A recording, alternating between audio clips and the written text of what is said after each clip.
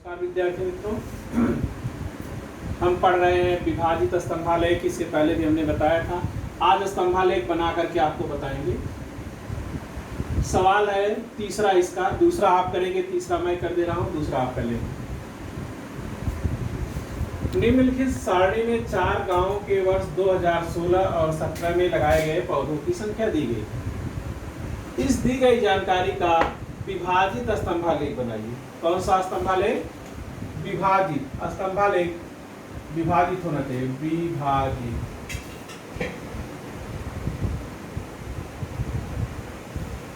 विभाजित स्तंभालेख बनाइए। पैमाना क्या लेना है? वाई अक्ष पर 1 सेमी बराबर 50 पौधे लेना है। देखिए वर्ष कौन है? 2016 और 2017। गांव कौन से हैं? करजत, बड़गांव, शिवपुर और खंडाला।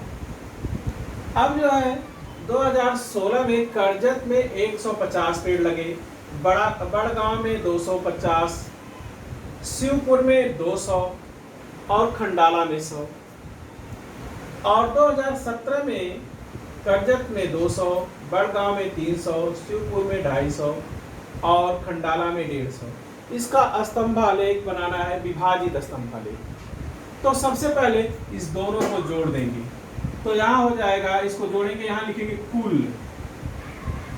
यहाँ हो जाएगा 350। 200 में 150 को जोड़ा तो 350, इसको जोड़ेंगे तो 550 होगा। इस दोनों को जोड़ेंगे तो 450 होगा और इस दोनों को जोड़ेंगे तो 250 होगा। इस प्रकार जो है यह कुल हो गया। अब इसका जो है हमें स्तंभालेख बनाना है। तो मैंने आपको ग्राफ दिखाया था इसके पहले। ग्राफ पर जो है एक एक्स अक्ष और एक वाई अक्ष पहले खींचेंगे,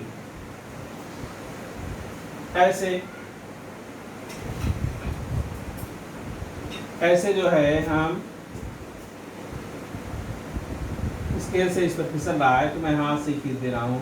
एक्स अक्ष और वाई अक्ष। यहाँ हमने y लिखा, यहाँ इसको तीर से दिखाएंगे, x लिखेंगे और यहाँ भी तीर से दिखाएंगे, इसको y डैश लिखेंगे और यहाँ 0 लिखेंगे और यहाँ लिखेंगे x और यहाँ लिखेंगे x डैश। डैश जो एक कम वाला है। अब यहाँ लिखेंगे पैमाना। पैमाना y अक्ष पर,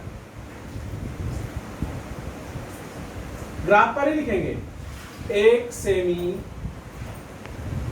बराबर 50 पौधे। 50 पौधे।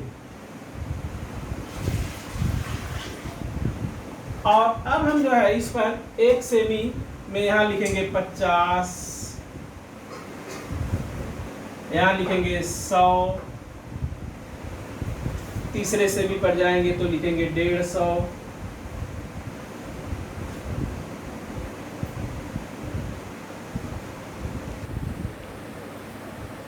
तो देखिए 1 सेमी पर 50, 100, 150, 200, 250, 300, 350, 450, 50 बढ़ता जा रहा है। 450 तो 500 और 550। इसमें सबसे अधिक जो है संख्या 550 है। हमने बना दिया। अब इसका स्तंभालेख बनाएंगे। तो सब पहले है करजत में है 350। हमने देखा 350 यहाँ है, ऐसे इसके सिर में आया और इस तरह से ग्राफ पर ऐसे 350 का ऐसे बना दिया और इसको लिखा करजत।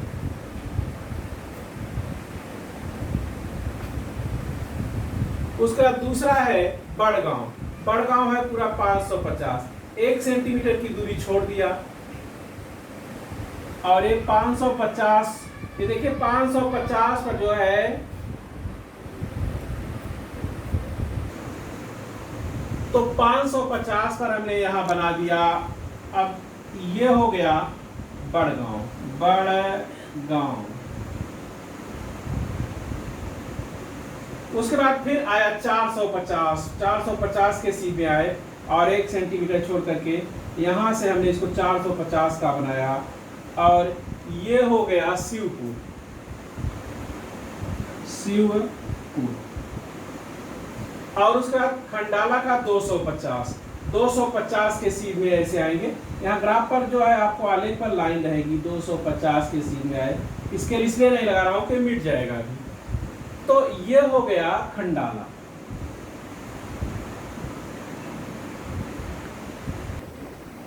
अब इसका संकेत ऐसे बनाएंगे और इसे लिखेंगे 2016, और इसका संकेत ऐसे बनाएंगे और इसे लिखेंगे 2017। अब हो गया। अब आप इसमें से 2016 को नीचे करें या 2017 को, उससे कोई फर्क नहीं पड़ता।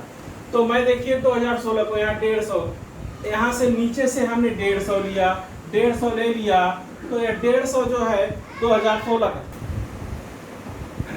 देखिए 150 के सीध में ऐसे ले लिया। अब इसको हमने ऐसे कर दिया, तो जो यह है यह 2017 का हो गया और ये नीचे वाला 2016 का। अब सब में 2016 को नीचे ही करना है, ऐसा नहीं एक में नीचे करें एक में ऊपर। अब 2016 में फिर देखिए 250 बड़गांव में 250 के ऐसे 200 ऐसे आपके स्केल में ऐसे आएगा, 250 के सीध में आए और ऐसे यहाँ 250 कर दिया। ये बचा हुआ जो है यह 2017 का हो गया और यह 250 2016 का हो गया। अब देखिए शिवपुर में भी वैसे है, 200 है, 200 को हमने इसके सीध में आया और ऐसे नीचे कर दिया। ग्राफ में जो बचा हुआ था इसको हमने जो है दिखा दिया, ये 2017 का, ये 2016 का। उसका आता है खंडाला। खंडाला में 100 है, 2016 में 100 पौधे लगाए गए, ये यहाँ से आए और इसके सीध में और यहाँ बचा हुआ ऐसे कर दिया। यह जो है हो गया 2017 का और ये 2016 का। तो खंडाला, और यहाँ ऐसे करके इसको लिखेंगे पौधों की संख्या या लगाए गए पौधों की संख्या, पौधों की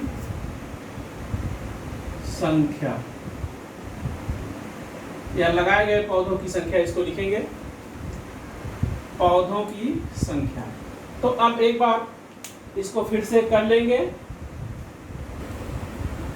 तो विभाजित स्तंभालेख बनाने के लिए मैंने बताया पहले कुल जो है जोड़ लीजिए और जोड़ने के बाद x और y खींचिए, पैमाना लिखिए और पैमाने में संकेत लिख दीजिए। उसके बाद जो कुल होता है उतने का स्तंभालेख बना दीजिए, इसे स्तंभालेख कहते हैं। और इसको बांटने पर बंटवारा किया तो विभाजित स्तंभालेख। अगर इसी को इसमें जोड़ करके लिखा जाता साथ ही में जो आपने पढ़ा था संयुक्त होता। तो हमने इस पहले कुल का जो है स्तंभालेख बना लिया, उसके बाद एक को नीचे लिखा और दूसरे को ऊपर। जिसको नीचे लिखा सब में नीचे ही दिखाएंगे, दिखाया और फिर इसका बंटवारा कर दिया, उसका संकेत बना दिया और इस प्रकार जो है आपका स्तंभालेख तैयार हो गया। दूसरा प्रश्न आप करेंगे, चौथा आपके कोर्स में नहीं है इसलिए नहीं, अगली बार मैं 11.3 प्रश्न में पढ़ाऊंगा जिसमें प्रतिशत स्तंभालेख होगा, उसको बताऊंगा। धन्यवाद।